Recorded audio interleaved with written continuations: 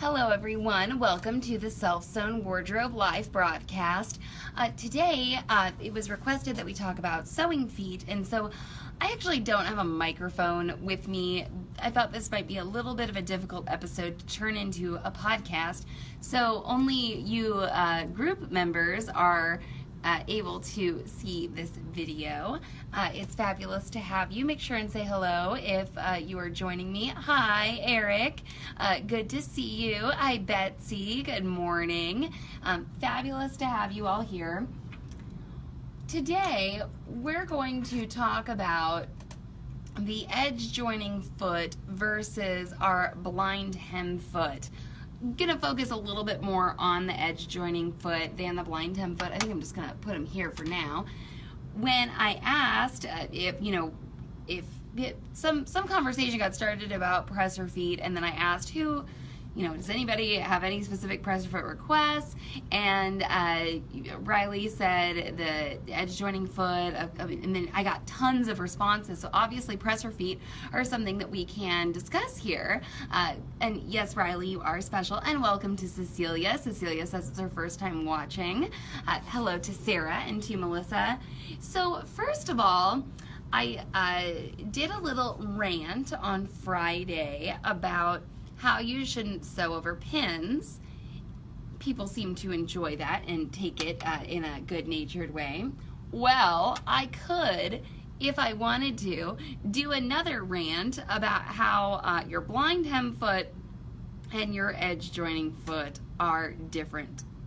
Good morning to Karen and good morning to Amanda. So, first off, the edge joining foot can also be called the stitch in the ditch foot. I'm going to kind of let's see if I can get a better shot of this here for you. Sometimes Facebook Live is a little funny about these things.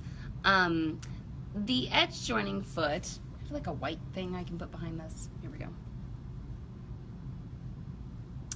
The edge joining foot, I can't like zoom in like I normally can. Hi Jennifer. Thanks Riley for the compliment. This is the edge joining foot. I'll zoom in on these later, okay, with the camera. But the big deal about the edge joining foot is it has a blade in the middle that does not extend into the sewing area, okay? That's why they call it the stitch in the ditch foot. And I'm gonna move the camera closer to the machine when I sew. The blind hem foot, good morning to Janet. The blind hem foot has a blade in the middle here, but it does extend into the stitch area, okay? So the blind hem foot is meant for doing blind hems. And Eric, I remember a long time ago we were all talking about this. Eric said that his overcasting foot and his blind hem foot were the same. And I found that to be interesting, and I believe you, Eric. And what's important to note about those 2 feet is they both have pieces of metal going into the stitch area. What's the stitch area of the foot? The stitch area is where your needle lands down in there. If you've ever done a zigzag stitch, you see the needle moving side to side as the fabric is fed through.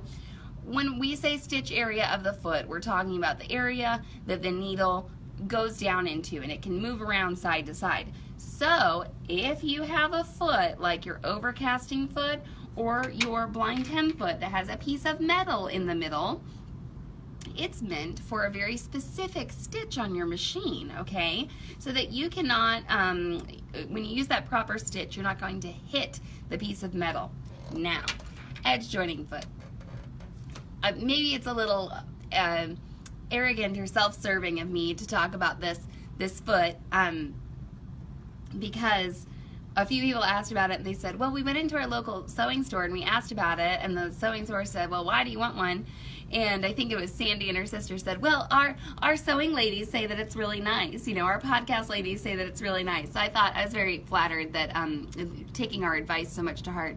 The edge joining foot is really awesome. It's a foot almost that you can leave on your machine, like to do other things, but then keep it on there for when you're ready to use the guide. Guides in sewing, okay? Stationary guides.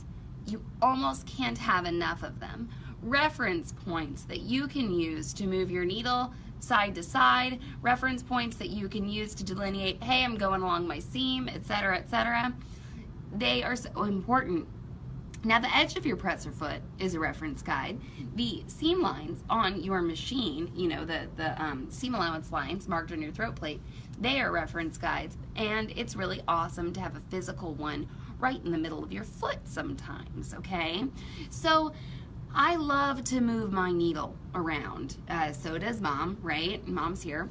I love to move my needle. If you have a computerized machine, this is the Sophia, the Baby Lock Sophia, but if you have anything similar to this, you might have a couple of straight stitch positions, which actually it looks like you might be able to see pretty well on this broadcast. You got one over to the left here, you've got one in the center, and actually by adjusting the width of your straight stitch on this machine, you move the straight stitch within the stitch area, okay? So you'll notice a little background information. The Baby Lock Sophia and lots of Baby Locks and lots of modern machines have a total of a 7 millimeter needle swing. Okay, good morning, Cassidy. Good morning, Joanne. So my center straight stitch here, you'll see that my width says 3.5, and 3.5 is half of 7. So that's a straight stitch right down the middle. When I choose my straight stitch all the way over to the left, it's a stitch width of 0, and so that means my straight stitch is all the way over to the left, just like on a number line. You know, there's 0, and then you go to the right and the numbers get bigger, right? So if I were to choose any of these straight stitches and change my width to 7, my needle would go all the way to the right, okay? Now, Jennifer just said, my machine has that feature and I love it. This is a feature on this machine for the straight stitch only. If you are looking for a machine that will allow you to shift all the stitches all the time, you're gonna have to go to a higher level Baby Lock, okay, than this. And Bernina, I think, has this feature on a lot of their machines, and it's called needle position, and you can actually change the position of a certain stitch within the stitch area, like the zigzag, etc. I really like that capability, okay? But it is something the Sophia does not have. So I went to, someone also, when we were discussing the edge joining foot, says, what do you use it for? Why is it so special?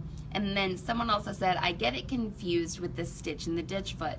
So first answer to this question, this string of questions, is stitch in the ditch and edge joining mean the same thing in Baby Lock land, okay? So I don't know if it always will mean the same thing for every single machine brand, but it does in Baby Lock land. And so if you have that center guide that doesn't extend into the stitch area, you're going to be calling it an edge joining foot or a stitch in the ditch foot. So edge joining, an example I really like to use, and I've done this before actually on this live broadcast, is joining together two pieces. This is Annie Soft and Stable. It's a batting alternative. It's a foam. And here we have two curved pieces of Annie Soft and Stable put together in like a bra cup shape. Now I made up this shape. I just cut two sort of ellipses, whatever these are. I just cut two of these kind of wedge shapes and stitched them together with the edge joining foot, okay?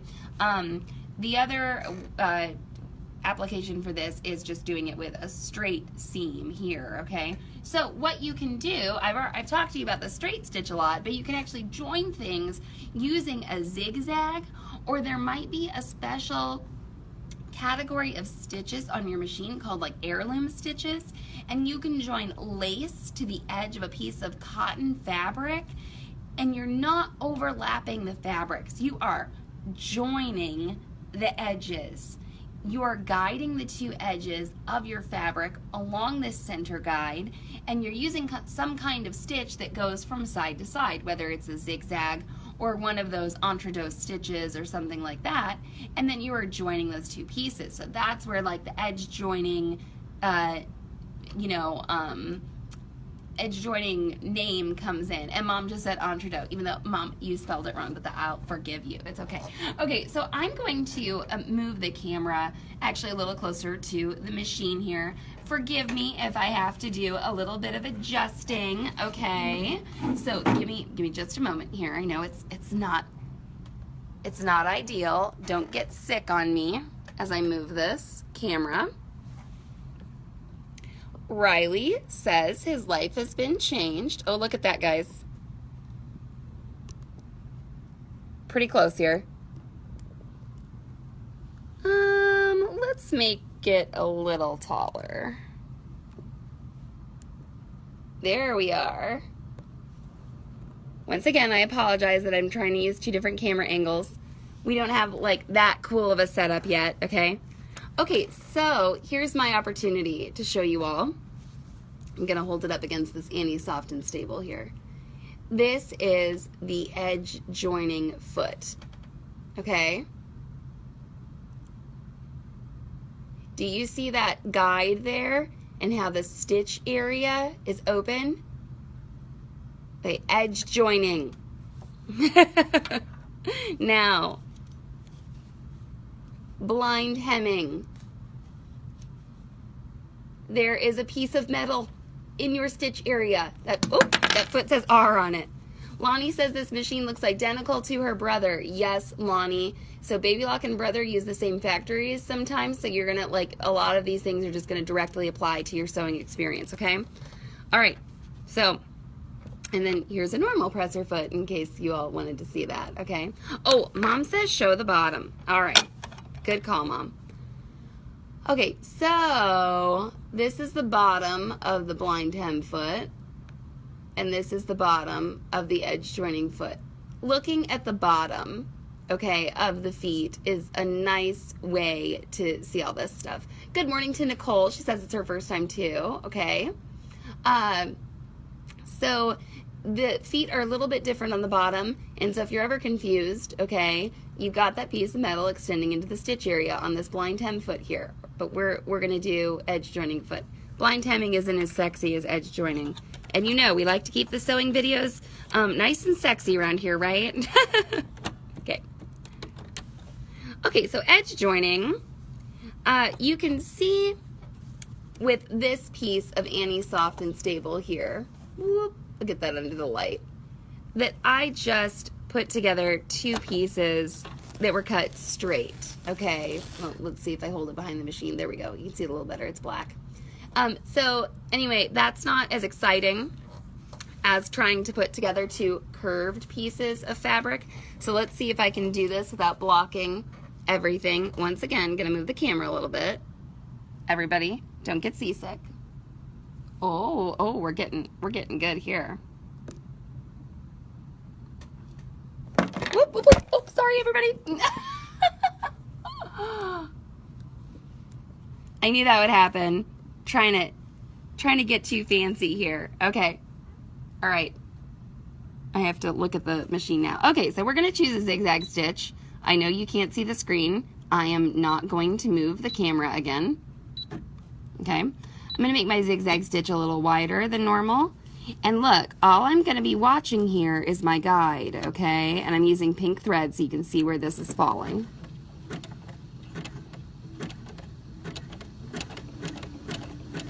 I'm going to make my stitch longer too. It does not need to be this short. And all I'm doing is watching my guide. I am not looking behind the machine, behind the foot, excuse me, at all. My eyes are right here, okay? All right. Jennifer says, in a pinch, I've used edge joining foot for blind hemming. It works no problem. Yeah, you can.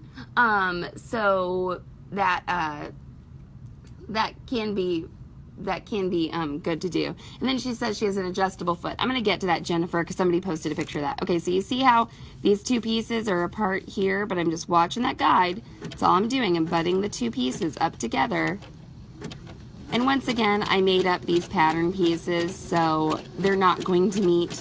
But I just want to show you how the edge joining foot can help you show the fabric who's boss. Or the soft and stable, whatever. Oh, look, maybe I can try and make it work.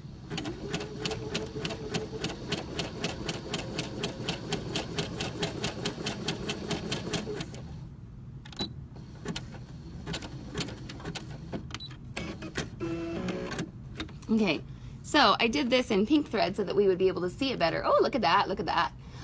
So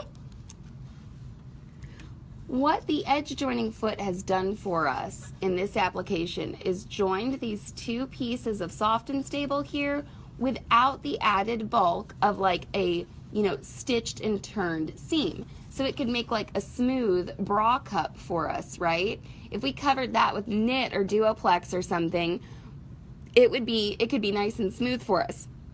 And I know it is because I've done it before. So that is one place where the edge joining foot can be really nice for actually joining edges, for doing that thing, okay?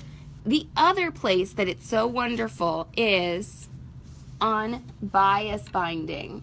So I have a beautiful silk boucle here, okay, that is this is the inside of a sleeve. I'm sorry I didn't show you the whole pattern piece. Oh, look, you can see it pretty nicely.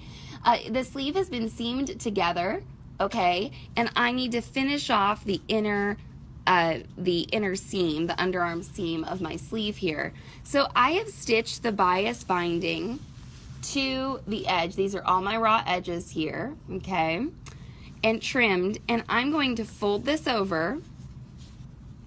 Sorry, I'm out of the frame a little bit.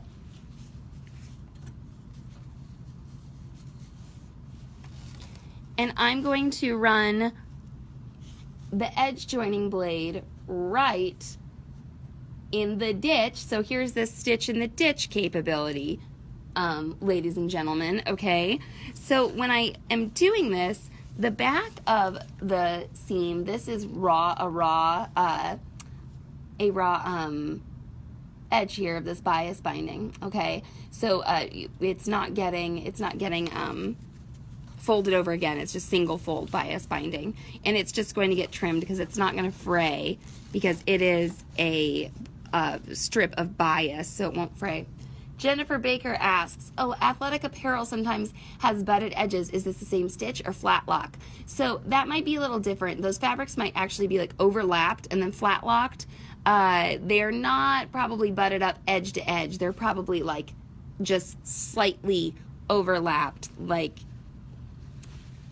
if this was one piece of fabric and this was another, they're overlapped like that and then flat locked down like that. But also good for, that's a good technique to reduce bulk, okay, Jennifer? So you're on the right track there. It's very, very much connected. Okay, so I need to go back to straight stitch. I'm going to do a straight stitch in the center, okay? And this, once again, I'm going to adjust my width, and I want you to see how the needle moves. Okay, so everybody can see my needle here. This is the needle in the center. It's lined up with this edge joining guide, okay? I'm going to change my width. Right now my width is at 3.5, and look, I'm changing the width, and the needle is literally moving to the right, okay? Right now it's at 6.5. If I hit it again, it's at 7, and that is all the way to the right. It can't go any further to the right, okay? Then I make the width smaller, and look, everything, it's doing a little dance here, okay? It's going the full swing of the needle. I'm gonna reset it to the center though. This is great because what if I wanted to put my guide right on the center here, but when my fabric kind of gets squished out, you know, maybe I want to move it a 0.5 millimeter over one way or the other, but I think the center is actually going to work nicely here. So I'm going to see if I can finish my $100 a yard jacket fabric here for you lovely people. Okay, this is a Hong Kong finish. I might have to take this out after this broadcast. It's not pressed over as nicely as I'd like it to be. But those are the kind of sacrifices that I make for you wonderful people.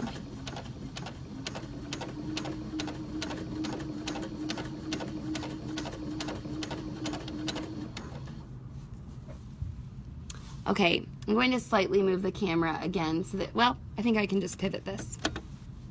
Okay. Do you all see behind here how I can see a little bit of my thread? I used a kind of contrasting thread.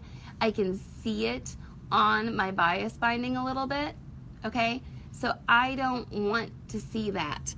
I'm going to move my needle a 1/2 millimeter to the left. So my width is at 3 millimeters. Okay, why is this happening? Like, oh my gosh, is there something wrong with my machine? My stitch doesn't land like right in the center, right where I wanted it. Maybe it's me. Maybe it's how I'm guiding the fabric, okay? So Riley says the wire part is like a guide. This is literally a piece of metal. I'm going to move the camera right now. You see that? It's a blade that extends into the stitch area, excuse me, geez, that does not extend into the stitch area, so it comes up. So yes, it's completely a guide, completely a landmark. Oh, look at that, that's nice, okay? So the metal guide is that, it is a guide. All right, once again, I'm gonna try and keep my hands out of the way. And now, my needle, oh gosh, everything's landing perfectly now. Oh, I might have to just let that other little part of the seam slide and not take it out.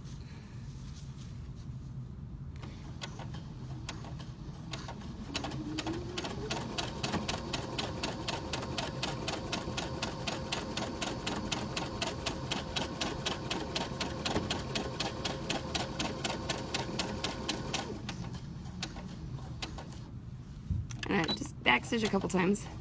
I'm not going all the way to the end here because my sleeve is going to get hemmed up, so I don't want extra bulk in there. I'm actually not going to finish that part of the seam. This is going to get finished and flipped up, okay? And I cut my thread. Okay, so here is my pretty darn beautiful Hong Kong finish. Look, there's a couple places where my stitching is showing on the bias binding. What does the back look like? It looks like this. This will all get trimmed away with my duckbill scissors, okay? So that is, Mom, yeah, I am enclosing both seam allowances. I guess maybe I shouldn't have. Mom's telling me I'm doing the Hong Kong finish wrong, but this is just one way where you can see when you're putting trim on something that you can use that edge joining foot. And so when I moved the needle over a little bit to avoid the bias binding, that's where it looks best. So you can move your needle as many times as you wish, you know, and really get a perfect placement. Some people use this for quilt binding. Okay, I'm going to move the fabric, or excuse me, the camera, fabric, camera, you know. Oh, you get a nice zoom in of my shirt here. Okay. So ZD and Jennifer are correcting me. And I must admit that I didn't do the best prep for this video. I sort of was like, oh yeah, I'll do those presser feet, and then I came in and all those boxes were here. Anyway, no excuses. So I should only do one seam at a time. So here's my other sleeve where the seam allowances are raw. And it's okay, everybody makes mistakes. Maybe I will get kicked out of the group, who knows? So I should, on my next one, actually enclose my seam allowances separately, and here they are. So I just want to talk a little bit about moving the needle. This is a really wonderful fabric. I'm so excited. I've been really wanting to get this jacket finished, like a lot of other jackets, like my Kelly Anorak, right? So this is a super duper thick, squishy fabric, okay? It's this big weave that has these, I mean, it almost looks like there's just, and this is true, there's silk and wool roving, just very loosely woven together. So when I put that under my foot, even though my needle was lined up with that center guide of that edge joining foot, I was getting the stitch a little bit over onto that bias binding, and so I shouldn't, I don't want that. I don't want to see that on my project. And so I moved the needle over a little bit, okay, a 1/2 millimeter, and that's the, actually, you can see my stitch settings on the machine here that my width is at 3. Jennifer says, a raveling nightmare. Absolutely. I actually stitched the pattern pieces on my fabric before I cut them out, okay? So there's a lot of ways to deal with that. But I have plenty of bias binding here. Actually, this was from a cute little kit. But I was doing a Hong Kong finish the wrong way, okay? But some people use this technique to finish quilts. They will use double fold bias binding that they have pressed, and they will fold it along the quilt, and they'll just use the edge joining foot, because hand binding a quilt can be very time consuming, or it can be impossible for people who have arthritis or weakness in their hands or things like that. So that's just another way that the edge joining foot can be used. I also have done decorative stitching, okay, using my edge joining foot. I did the seams of an ottoman one time. It was like an Amy Butler pattern. Made these ottomans, and I did a decorative stitch over my seams, sort of to reinforce them, and also to be pretty, okay? The other thing is, if you are doing applique and you have your satin stitch going, okay, you can use the edge joining foot, and you can put that guide right along the raw edge of your applique, whether it's fused or not, and you can get the appropriate amount of coverage, especially if you have a machine that has left-right shift or adjustable needle position. So you can like put as much of the zigzag stitch onto the applique piece as you want, or as much onto the base fabric as you want. So the edge joining foot is really wonderful. The guide is spring-loaded, okay? So since it's spring-loaded, if you are doing something where you don't need it, you might want to take the foot off. I mean, I say that, oh, I could just leave it on my machine all the time. But no, you shouldn't just, it probably isn't a good idea. It might get in your way, okay? But if you are doing applique, it can be fabulous. Or any kind of stitching. I've actually had people who use this for piecing. Just once again, let yourself be a little bit guided by your project, and you'll see where the center guide can come in handy for so many things, especially when people are trying to get that, scant quarter inch, etc., etc. You can, use that if you want to. Now, there are lots of other ways to get these effects, but do keep in mind, and this happened once, a teacher said this in our store, and I made sure to correct this statement, that you can use the blind hem foot for an edge joining foot. You can't, okay? Don't do it. What can happen when you do that is, I've talked to you about moving your needle all sorts of which ways, okay? If you move your needle and it's in the path of that metal piece, you will damage your needle, damage your foot, damage your machine. Once again, like the pin rant, we don't sew through metal on our sewing machines. So that's important. Somebody has asked about the adjustable guide foot, and someone, I believe Riley, posted a picture of it, and I don't know if I have one here. The adjustable guide foot, it might be called that, it might be called your blind hemming foot in your owner's manual, and honestly, I know I'm doing these videos and everything. If you have a foot that came with your machine, there should be a page in your owner's manual about it. And like Eric said, the FOF machines, the overcasting foot and the blind hem foot were the same thing. And I'm like, oh, that's something that Eric knows because he looked in his owner's manual or got help from his dealer, etc. So, Riley says the rolly one. What Riley means, Riley is not talking about a rolled hem foot. What Riley means is that adjustable guide foot has this little wheel on it, okay, that moves the guide, okay? So instead of moving your needle, you can move the guide, or you can move the guide and you can move your needle. And you might need to get a little ruler out to make sure you're getting the correct seam allowance or whatever. Check your owner's manual, see what they want you to do and which stitch they want you to use, because that's what's important. Now, on some of these computerized machines, it's really cool because when you select a stitch, there's a little image of a presser foot and it has the letter on it, okay? that can be neat, especially when you're trying to make sure to use the blind hem or the overcasting foot or whatever. But, you know, there is no stitch that's recommended necessarily for this edge joining foot, you know, on this machine. You know, you can use whatever the heck you want, okay? Jennifer says, it was called the blind hem foot when I bought it, the rolly adjustable guide foot, but I got it from China. They seem to mislabel the generic feet. That's possible, but you could probably use that for a blind hem. Really, with the blind hem guide, this blind hem foot with the metal guide in the middle is trying to help you, okay? It's not trying to hurt you. People used to do blind hems without blind hem feet, you know? So what that blind hem foot is trying to do is give you the nice fold. It's trying to take a little bit of bite out of that, you know, hem as you go. So I think it's best to look in your owner's manual and see what they recommend, because I think that they really are trying to make you successful, especially with that blind hem. And blind hemming isn't like the most fun thing to do, right? But it can be used to great effect on garments and on home deck, etc., etc. So, and then, okay, the rolled hem foot. I will not be doing a video on the rolled hem foot. We will have ZD do that. The rolled hem foot can be a bit of a challenge to use.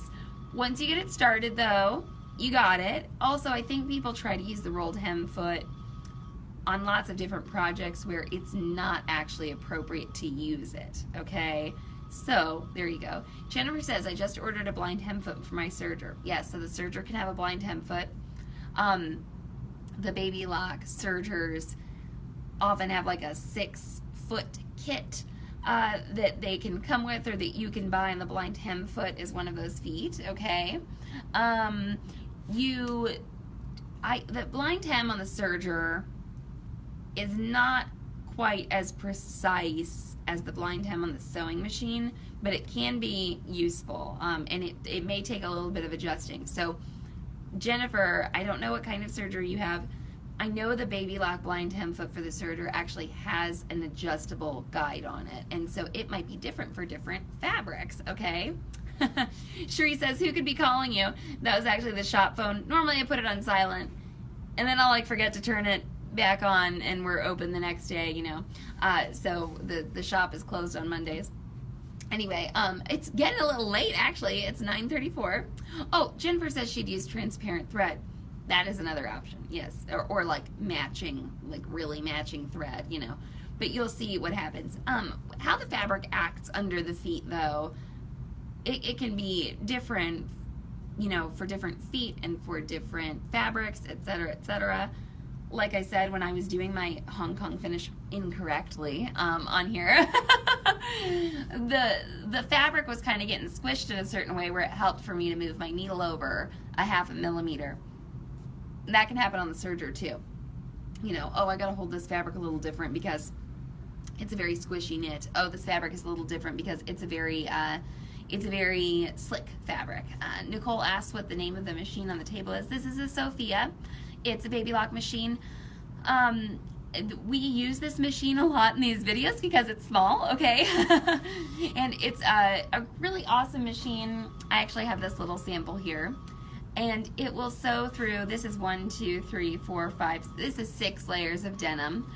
We will often say that it can sew through, you know, 8 or 10 layers of denim. It has the stronger motor. Lonnie said, this machine looks just like my brother, okay? So Baby Lock and Brother can sometimes use the same factories when they produce their machines and license the same technology, etc., etc. But I will warn you, because we've seen these come in, the Brother sort of versions, okay? There are Brother versions that look like this machine that are not this machine. They may be sewing only, they may be embroidery only, and they may have a different motor. So just be aware. I don't know what the sort of like equivalent Brother model is to the Sophia. And of course, if you ask a Sophia or a Baby Lock rep, you know there is no equivalent, okay? Riley says, thanks for the video. Thank you, Riley. I understand if you guys need to leave, I'm gonna keep talking and the video will be up. But anyway, this is the Sophia, and it is a really wonderful machine. Janelle, who Janelle, I think you've emailed me a couple times about choosing a baby lock or other machines. We've talked about used machines with you. Janelle said she was told that she would outgrow the Sophia too quickly. Quite possible. And the Sophia is a great machine, but if I talk to somebody about their sewing habits, sometimes it will be apparent that this is not enough machine for them right away. Or it is, just depends. It depends. That's why they make all these machines, So anyway, that's this. I use this machine a lot in these videos, like I said, because it's small. It's not the machine that ZD and I have at home. We must have a knee lift, and this does not have a knee lift. And Janelle, I think that was one of